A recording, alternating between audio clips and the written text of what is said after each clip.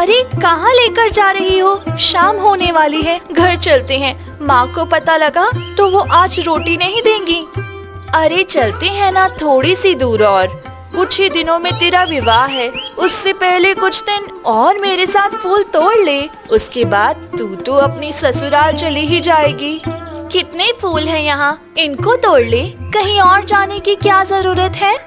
नहीं, मुझे इससे भी सुंदर फूल चाहिए। बस थोड़ा सा और आगे चल, उसके बाद पक्का घर चलेंगे। राधिका ने चंपा की बात मान ली। वो उसकी सारी बातें मानती थी, आंखें बंद करके यकीन जो करती थी उस पे। वो धीरे धीरे आगे बढ़ने लगी। कहानी शुरू होती है जगतपुर नामक गांव में चंपा और राधिका नाम की दो सहेलियों से। दोनों की दोस्ती बचपन से थी। राधिका जैसे ही आगे बढ़ती जा रही थी, आसमान का रंग गहराता जा रहा था, जैसे ये आसमान उसको रोकने की कोशिश कर रहा हो। परंतु राधिका इस बात से अनजान थी। चंपा जो उसके साथ आगे बढ़े जा रही थी, उसके दिल में एक अजीब सी खुशी थी। आज वो होगा जिसका अंदाजा राधिका ने कभी नहीं लगाया होगा। चलते चलते वो एक ऐसी जगह पहुंच गई जहां बहुत सारे काले फूल थे। उन फूलों को देखकर एक अजीब सी बेचैनी राधिका के मन में होने लगी। चंपा, मेरी दादी कहती हैं, काले फूल इस धरती पे सिर्फ एक जगह मिलते हैं, और वो जगह एक मनहूस जहां होती है, दुनिया के 7वें तबके पे जाके रुकती है। मुझे लगता है ये वही जगह है जहां से दुनिया का 7वां तबका शुरू होता है। मेरी तो समझ नहीं आया, आखिर हम यहाँ कैसे पहुँच गए? हम यहाँ से चलते हैं, मुझे बहुत डर लग रहा है। चंपा ने तिरछी नजरों से उसको देखा और अपनी कमर से बंधी पोटली से एक खाक निकाली। उस खाक को राधिका की तरफ उड़ाया, जिससे राधिका की पूरी दुनिया ही घूम गई। देखते ही देखते एक पीली रोशनी राधिका के शरीर से निकलने लगी और कुछ ही पल में वो भी एक काले फूल में बदल गई। राधिका को फूल में बदलते देख चंपा जोर जोर से हंसने लगी। आज मेरी 7 साल की तपस्या पूरी हुई। अब से मैं वो ही करूंगी जो मुझे बहुत पहले करना चाहिए था। आज के बाद सब मेरी मर्जी से होगा।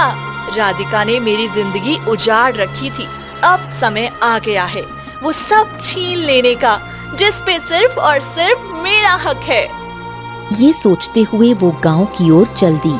चंपा के जाने के बाद पेड़ के पीछे से एक इंसान छुपकर ये सब देख रहा था। चंपा के जाने के बाद वो पेड़ के पीछे से बाहर आया और डरी हुई आवाज में कहा, हे ऊपर वाले, ये क्या हो गया? मैंने तो सोचा भी नहीं था कि कोई इंसान ऐसा भी कर सकता है। हे भगवान, ये दोनों तो गांव की सबसे अच्छी और पक्की सहेलियां थीं। मुझे जल्द से जल्द ये बात गांव वालों को बतानी होगी। राधिका बेटी एक बहुत ही समझदार और नेक लड़की है, उसके साथ ऐसा नहीं होना चाहिए था। नहीं नहीं नहीं नहीं नहीं नहीं, नहीं। मुझे कैसे भी करके राधिका को इस 7वें तबके से बाहर निकालना ही होगा। उसने एक पल के लिए सोचा, वो आगे बढ़ा। उसने फूल तोड़ने के लिए हाथ बढ़ाया। अचानक उसके दिल में ख्याल आया, मैं यहाँ इसलिए पहुंचा क्योंकि मेरे गुरुजी ने मुझे यहाँ का मार्ग दिखाया। फिर ये चंपा यहाँ कैसे आ गई? हो न हो ये चंपा कोई मामूली चीज नहीं बल्कि बहुत शक्तिशाली है। चंपा राधिका को इस दुनिया तक ला सकती है, तो अगर उसको सच पता लग गया तो न जाने मेरे साथ क्या करेगी। मेरे तो छोटे छोटे बच्चे हैं, मेरी पत्नी है। अरे अगर चंपा ने मेरे साथ कुछ गलत कर दिया तो मेरे बच्चे और पत्नी कहाँ जाएंगे? नहीं नहीं नहीं नहीं नहीं नहीं, नहीं। मुझे इन सब से दूर ही रहना चाहिए। मुझे किसी और की जान बचाने के लिए अपने परिवार की जान को खतरे में नहीं डालना चाहिए। यही मेरा धर्म है और यही मेरा कर्म। दुनिया में अच्छाई पे चलने के लिए परिवार को छोड़ना पड़ता है और मैं अपने परिवार को नहीं छोड़ सकता। मुझे यहाँ से निकलना चाहिए। आखिर मैं इतनी विचित्र जगह आया ही क्यों, वो भी गुरु जी के कहने से। मैं जाता हूँ। वहीं दूसरी तरफ चंपा गांव पहुंची और राधिका के घर जाकर बोली, शोभा चाची, राधिका घर है क्या? वो मेरी माँ ने राधिका के लिए हर बार की तरह हलवा बनाया है और माँ बोल रही है पहले वो हलवा राधिका को देंगी, उसके बाद ही मुझे देंगी। अब राधिका को बोलो ना जल्दी से हलवा ले ले ताकि उसके बाद मुझे भी मिल जाए। मुझे तो ये समझ नहीं आता मेरी माँ की सगी बेटी मैं हूँ या राधिका। उसकी आवाज सुनकर राधिका की माँ बाहर आई और चारों तरफ देखने लगी। शोभा के पीछे पीछे राधिका की दादी कमला भी बाहर आ गई। अरे बिटिया, राधिका तो तेरे साथ ही गई थी ना, अब उसको काहे घर ढूंढने आ गई? हम तो कब से उसके लौटने की प्रतीक्षा कर रहे हैं। 2 बार तो मैं तुम्हारे घर देखकर आ गई। तुम्हारी माँ ने भी यही बताया।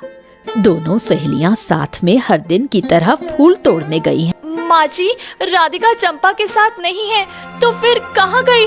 और आप तो बता रही थी चंपा और राधिका साथ में फूल तोड़ने गई थी। ये चंपा की माँ ने आपसे बोला और चंपा राधिका को क्यों ढूंढने आई है यहाँ? मेरी माँ भी ना 1 नंबर की गवार है। उसको किसने बोला था इन लोगों के सामने सच बोलने को? कुछ और भी तो बोल सकती थी ना, पर नहीं, सावित्री नाम के साथ सावित्री बनने की भी कोशिश करती है। पर उसकी बेटी है ना चंपा, वो अपनी माँ को कभी कामयाब नहीं होने देगी। वो दांत भींच भींच कर अपनी माँ की अक्ल को कोस रही थी। तभी शोभा और कमला ने उसको ध्यान से देखा। उनको कुछ तो संदेह हुआ। दोनों ने एक दूसरे की तरफ देखा। चंपा, तू हमसे कुछ छुपा रही है। कुछ तो ऐसा है जो बताना चाहती है और बताना नहीं चाहती। वैसे तो हम जानते हैं तू अपनी सहेली के लिए एक मिसाल है। कभी उसकी बात किसी को नहीं बताएगी, परंतु हम भी तेरे अपने ही तो हैं। बताओ, क्या राधिका शिवांश से मिलने गई है? नहीं माँ जी, वो शिवांश से मिल नहीं सकती। आपको तो पता है उसने मेरी कसम खाई है, वो विवाह करने से पहले उससे नहीं मिलेगी। और मेरी बेटी अपनी माँ की कसम कभी झूठी नहीं खाती। आप ये ख्याल दिल से निकाल दो। तो फिर गई कहाँ राधिका? शाम होने लगी है, मुझे चिंता हो रही है। मेरा कलेजा मुंह को आ रहा है। अब तक एक सुकून था कि राधिका चंपा के साथ है, तो कोई चिंता की बात नहीं। चंपा अपनी जान पर खेल जाएगी, परंतु राधिका को कुछ नहीं होने देगी। अब चंपा सामने है तो राधिका कहाँ गई? चंपा न जाने कब से चुप थी। वो सोच ही रही थी क्या बोले इन लोगों को। फिर उसके दिल में मक्कारी आ गई। उसने उदास सा चेहरा बनाया, जैसे उसके दिल में बहुत दर्द उमड़ आया हो। क्यों इतना सोच रही है इन लोगों के बारे में? इनको जो बोल देगी वो मान लेंगे और इनके दुख में अब शामिल होने का समय है। उसने लंबी सांस खींची और बोली, दादी, शोभा चाची, क्या बताऊं, राधिका आज फूल तोड़ने गई जरूर थी मेरे साथ, परंतु बीच में ना मेरे पेट में दर्द हो गया। मैं घर आ गई, वो मुझे बोल रही थी जल्दी लौट आएगी, परंतु आई नहीं अभी तक। अब मेरा दिल बहुत घबरा रहा है, कहीं वो किसी मुसीबत में ना हो। मुझे उसको अकेला छोड़कर आना ही नहीं चाहिए था। ये क्या बोल रही है बेटा तू उसको अकेला क्यों छोड़ के आई? तेरे पेट में दर्द था तो उसको भी साथ ले आती। माँ जी, चलिए ना, राधिका को ढूंढने चलते हैं। इतनी देर तो वो कभी नहीं लगाती। तू अकेले कहाँ जाएगी बहू? एक काम कर, शिवांश को बुला ले उसके घर से। उसको पता लगेगा ना उसकी होने वाली पत्नी घर से गायब है और उसको किसी ने बताया भी नहीं, तो वो गुस्सा हो जाएगा। अब वो इस घर का होने वाला दामाद है, उसका भी पूरा हक है इस घर के सुख दुख में। हाँ माँ जी, आप घर पे ही रहना, मैं जा रही हूँ शिवांश को लेके। और राधिका घर लौट आए तो उसको भोजन करा देना। मेरी बेटी ना जाने कब से भूखी प्यासी होगी, दिन भर चुन चुन कर फूल तोड़ कर लाती है ताकि घर चल सके। आज फूल के साथ खुद भी नहीं लौटी। अब ऊपर वाला ही जाने कि कहाँ होगी, किस हाल में होगी। उसकी बेचैनी देखकर चंपा को बड़ा सुख मिला। फिर उसके दिल में शिवांश का ख्याल आया, क्योंकि अब शोभा चाची के कदम शिवांश के घर की ओर थे। चंपा भागकर उनके सामने आकर खड़ी हो गई। चाची, आपको क्या लगा राधिका घर से गायब हो जाएगी और मुझे फर्क नहीं पड़ेगा? आप अकेले कैसे जा सकती हो? आप रुको, मैं भी आपके साथ चलती हूँ। शोभा ने हाँ में सिर हिलाया तो चंपा की जान में जान आई। उसने मन में सोचा, आप राधिका तक तो कभी नहीं पहुँच पाएंगी, ये मेरा वादा है आपसे। अब शिवांश भी मेरा और उसका प्रेम भी मेरा। पूरे 7 साल प्रतीक्षा की है मैंने अपने प्रेम से विवाह करने के लिए, और जब वो प्रेम पूरा होने वाला था, राधिका उसके साथ मंडप में बैठने की तैयारी कर बैठी। राधिका, तूने कैसे सोच लिया मेरी मांग सुनी करके तू खुश रहेगी और मैं तुझे रहने दूंगी? नहीं, इतना बड़ा दिल नहीं है मेरा। चलते चलते वो मन ही मन सोचे जा रही थी। एक अजीब सा सुकून उसके मन में था। कुछ ही देर बाद वो शिवांश के घर के बाहर पहुँचे। शिवांश बाहर से अंदर घर की ओर ही जा रहा था। शोभा और चंपा को अपने घर की ओर आता देख वो उनके पास आया और बोला, रात होने को है और आप दोनों यहाँ? सब ठीक तो है ना? चंपा रोज यहाँ आती है क्योंकि राधिका मेरे लिए बहुत सुंदर सुंदर फूल तोड़कर लाती है, और चंपा के हाथ से ही वो मुझे भिजवाती थी, क्योंकि आप लोगों ने विवाह से पहले मिलने से मना जो किया था। क्या बताऊं बेटा, आज सुबह से राधिका नहीं लौटी। शोभा ने रोते हुए सारी बात शिवांश को बता दी। सारी बातें सुनने के बाद शिवांश की तो जैसे दुनिया ही पलट गई। वो कुछ देर चुप रहा। उसने देखा अब रात का अंधकार फैल चुका था। तो माँ जी, हमें जल्द से जल्द राधिका को ढूंढना होगा। रात भर वो बाहर रही, किसी जंग में फंस गई होगी तो कोई जंगली जानवर उसको नुकसान भी पहुंचा सकता है। हमें जल्द से जल्द राधिका को ढूंढ कर लाना ही होगा। तुम ठीक कह रहे हो। तीनों राधिका को हर जगह ढूंढते हैं, परंतु राधिका जंगल में, गांव में कहीं होती तो मिलती ना। रात भर वो लोग उसको खोजते रहे और मायूस होते रहे। राधिका के लिए शिवांश के चेहरे पे जो फिक्र थी वो चंपा से सहन नहीं हो रही थी।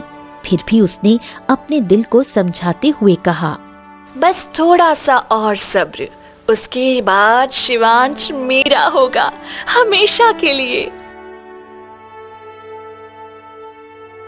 माँ जी, राधिका यहाँ कहीं नहीं है। हम ढूंढे तो ढूंढे कहाँ उसको? हो सकता है वो घर चली गई हो। होती तो यहीं होती ना। मुझे लगता है एक बार हमको घर जाके देखना चाहिए। चंपा ठीक कह रही है शिवांश बेटा, हमको घर चलना चाहिए। तीनों घर की ओर चल दिए। घर आकर देखते हैं तो कमला घर के बाहर ही बैठी मिली। उन तीनों को दूर से आता देख जल्दी से उनके पास आई। मेरी पोती कहाँ है? दादी, क्या राधिका घर नहीं आई? नहीं, वो तो नहीं आई। कहाँ चली गई मेरी बच्ची? अब हम उसको कहाँ ढूंढें? अब कोई ऐसी जगह नहीं थी जहाँ उन्होंने उसको नहीं ढूंढा। गांव में ये बात आग की तरह फैल गई कि राधिका कहीं गायब हो गई है। एक दिन शिवांश का पिता मोहित अपने घर में बैठा हुआ था। उसी समय चंपा उसके घर आई।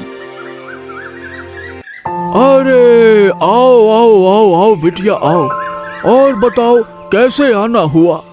अब तो तुम्हारी सहेली भी गायब हो गई है। अब तो वो शिवांश को फूल भी नहीं भिजवाती। अब तुम क्या करने आई हो? काका, आपको एक सच बताने आई हूँ। कौन सा सच?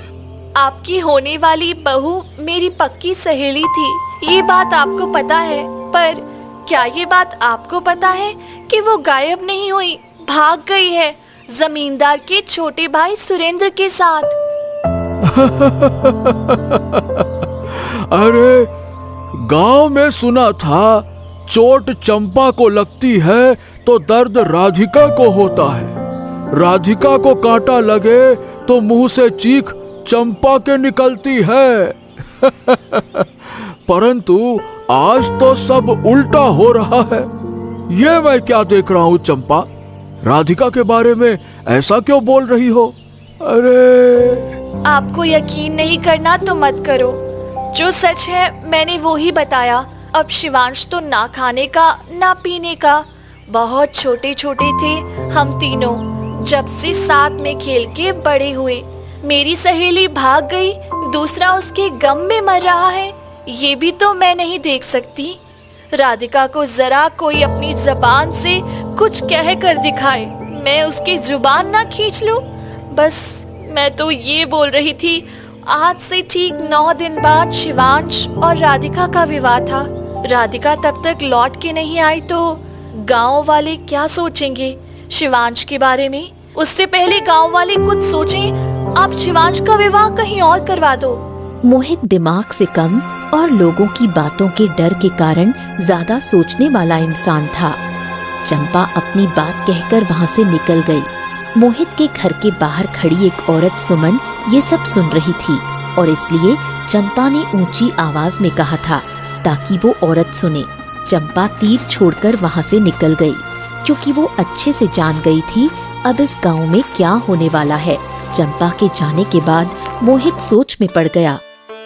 अब जिसका विवाह टूट जाता है, इस गांव में उसका विवाह नहीं हो पाता।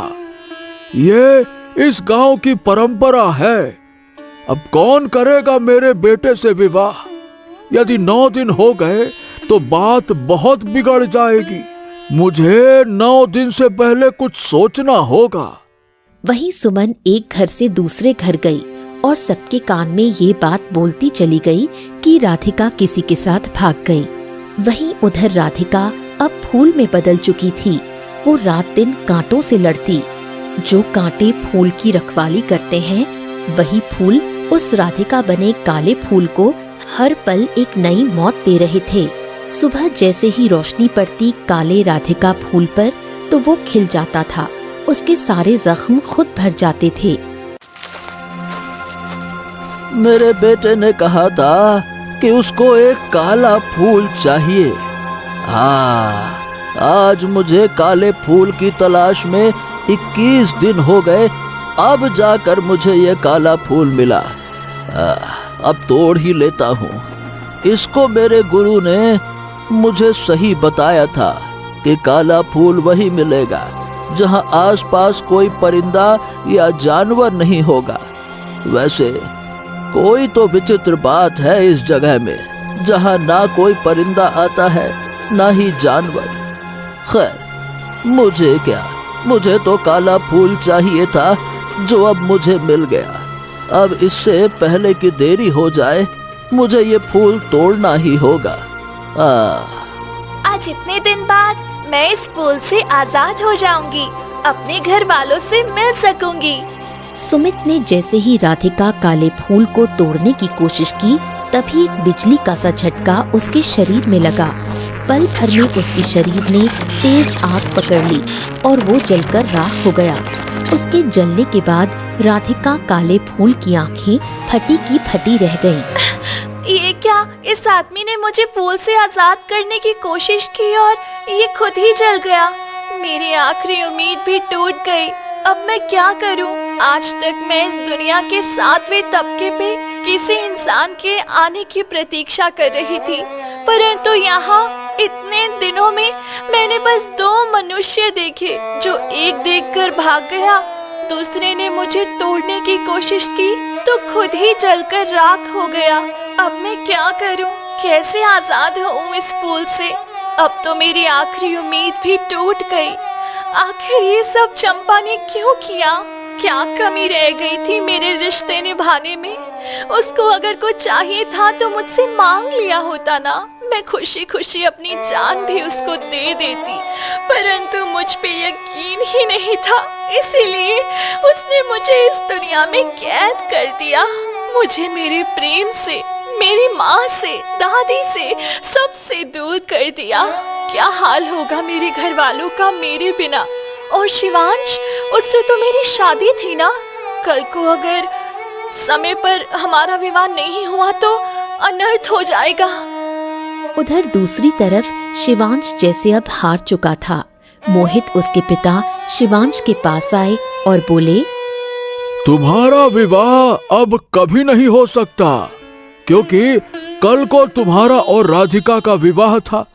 मैं चाहता हूं कि तुम अब चंपा से विवाह कर लो, क्योंकि इस गांव की परंपरा है, जो युवती मर जाती है या कहीं गायब हो जाती है तो उस युवक को भी सारी जिंदगी ऐसे ही बिना विवाह के रहना पड़ता है।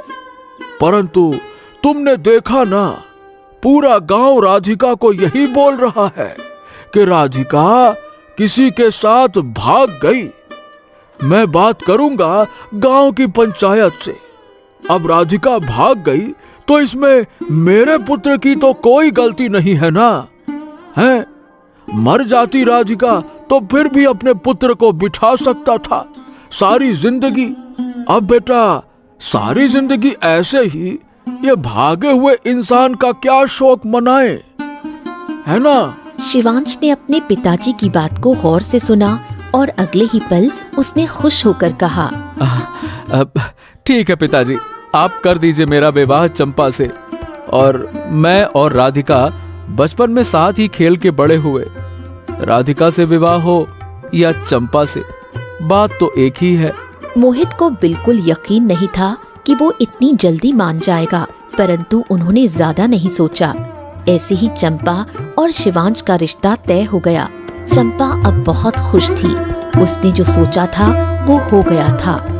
एक दिन शिवांश चंपा के घर गया और बोला, चंपा, कल हमारा विवाह है और मैं चाहता हूँ कि इस विवाह में तुम दिल से शामिल हो। देखो, मैं जानता हूँ तुम ये सब अपनी सहेली के लिए कर रही हो, लेकिन दिल से करना। घर के बाहर खड़ी कमला और शोभा ये सब देख रही थीं। कल तक हमारी बेटी के आगे पीछे घूमता था। 40 दिन हुए हमारी बेटी को गायब हुए वे, और आज देखो कैसे दूसरी लड़की से विवाह करने को तैयार हो गया। बात कुछ और है बहू। मुझे नहीं लगता शिवांश इस विवाह के लिए माना है। मुझे सच का पता लगाना होगा। किसी के घर की भैंस मर जाए तो वो भी इससे ज्यादा शोक मना लेता है, पर यहाँ सब अलग लग रहा है। आप ज्यादा सोच रही हो माँ, अंदर आओ, ठंड बढ़ गई है। तू अंदर जा, मैं अभी आती हूँ। शोभा अंदर चली गई और शिवांश भी चंपा से बात करने के बाद दूसरी ओर निकल गया। कमला ने शिवांश का पीछा किया। शिवांश चलते चलते उसी जगह पहुंचा जहां राधिका काला फूल बनी हुई थी। कमला उससे कुछ दूरी पर खड़ी थी। ये शिवांश यहाँ क्यों आया है? ये जंगल तो दुनिया के 7वें तबके तक जाता है, और ये बात गांव में सिर्फ वही जानता है जिसने गुरुजी के पास शिक्षा ली हो। और अब मुझे नहीं लगता गुरुजी किसी को इसकी शिक्षा देने के लिए बचे होंगे, क्योंकि मैंने अपनी माँ से ये सब सुना था। फिर शिवांश यहाँ कैसे आ गया? मुझे इस पर नजर रखनी होगी। इस जगह आने का मतलब है किसी को बर्बाद करना। यहाँ वो रूह कैद की जाती है जो शैतानी रूह हो, जिनका मकसद दुनिया को बचाना है। बस इसीलिए आज तक ये जगह खुली हुई है, परंतु मुझे नहीं लगता गांव का या इस राज्य का कोई भी व्यक्ति इस जगह के बारे में जानता होगा। आखिर ये शिवांश करना क्या चाहता है? कहीं इसी ने तो मेरी पोती को गायब नहीं किया? कहीं इसका चंपा से प्रेम हो गया हो और ये चंपा से विवाह करने के लिए ये सब कर रहा हो? कमला ने देखा शिवांश चलते चलते एक ज्ञानी बाबा के पास आकर खड़ा हुआ। ज्ञानी बाबा उसको देखकर बोले, क्या तुमने अपना काम कर दिया? अब कर तो दिया है गुरुजी, पर अब पता नहीं कि पूरा होगा कि नहीं। याद रहे, आज राधिका को फूल बने पूरे 40 दिन हो गए। यदि 41वें दिन निकलने से पहले उसको फूल से इंसान ना बनाया गया तो वो हमेशा हमेशा के लिए 7वें तबके में पहुंच जाएगी। फिर दुनिया की अच्छी और बुरी ताकत एकजुट भी हो जाए ना, फिर भी वो बाहर नहीं आ पाएगी। हाँ, अब ऐसा ना बोलिए बाबा। मुझे यकीन है कि जो जाल बिछाया है उसके अंदर वो जरूर फंसेगी। ये क्या सुन रही हूँ? मेरी पोती काले फूल में बदल गई, परंतु कैसे? और ये कौन है जिसने उसको काले फूल में परिवर्तित कर दिया? कमला आगे बढ़ी, ज्ञानी बाबा और शिवांश के सामने आकर बोली, माफ करना, मैंने तुम लोगों की सारी बातें सुन ली। मैं ये जानना चाहती हूँ, आखिर कौन है वो जिसने इतनी तवील तपस्या की, जिसके कारण मेरी राधिका आज उस कांटेदार फूल में परिवर्तित हो गई। उसका तो इस गांव में, दुनिया में कोई दुश्मन नहीं था, फिर किसने उसके साथ ये सब किया और क्यों? दादी दादी दादी, आप शांत हो जाओ, आपको यहाँ नहीं आना चाहिए था। जो मैंने पूछा है उसका जवाब दो। कौन कर रहा है ये सब और क्यों कर रहा है?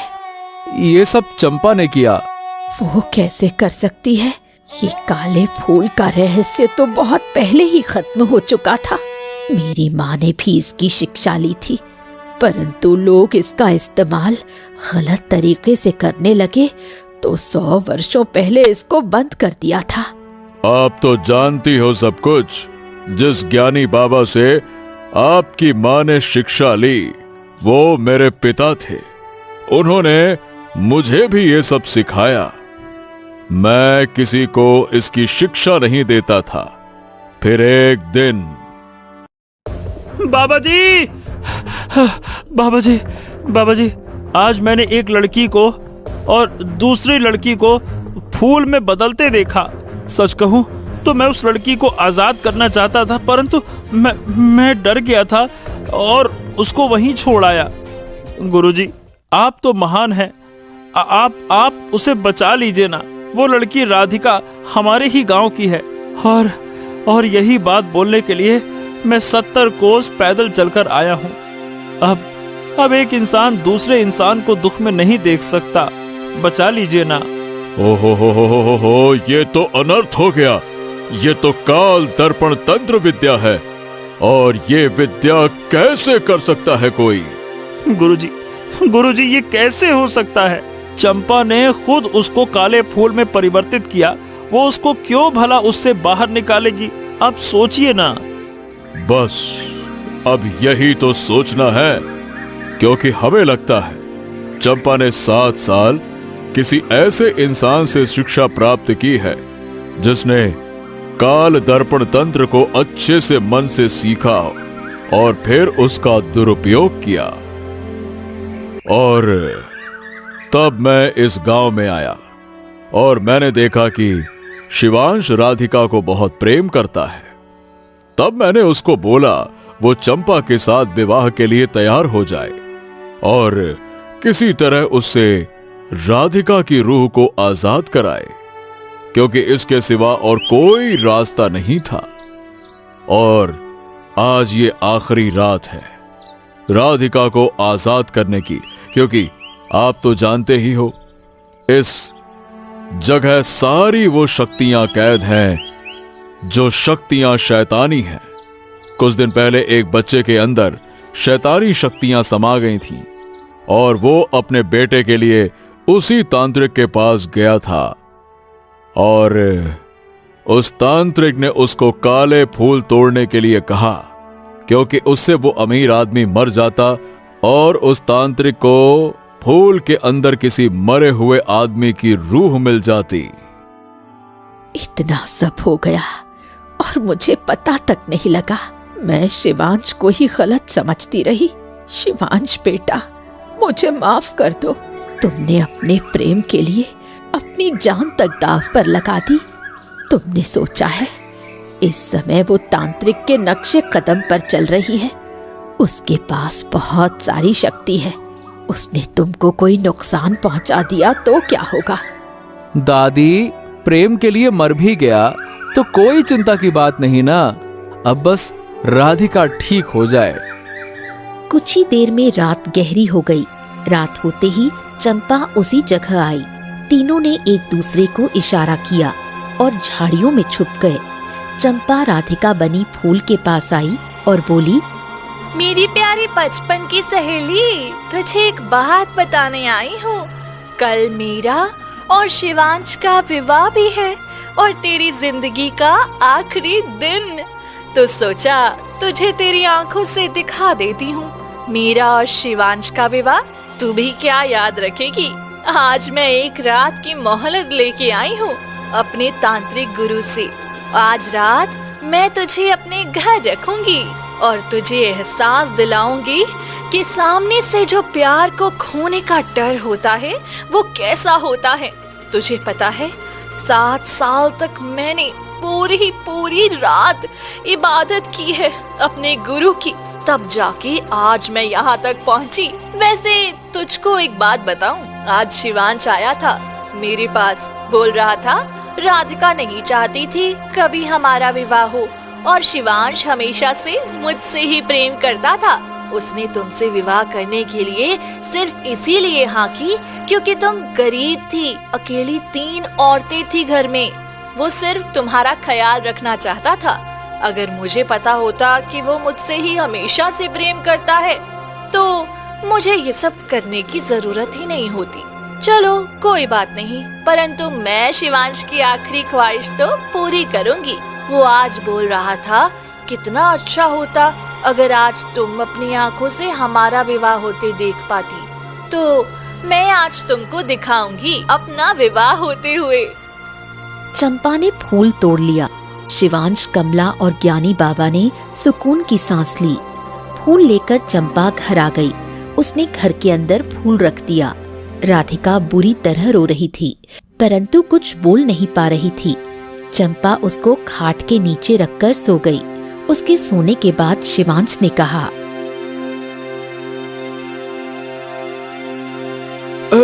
गुरुजी, ये फूल टूटने के बाद भी राधिका इंसान में क्यों नहीं बदली? क्योंकि अभी इसको एक इंसानी नेक रूह की जरूरत है।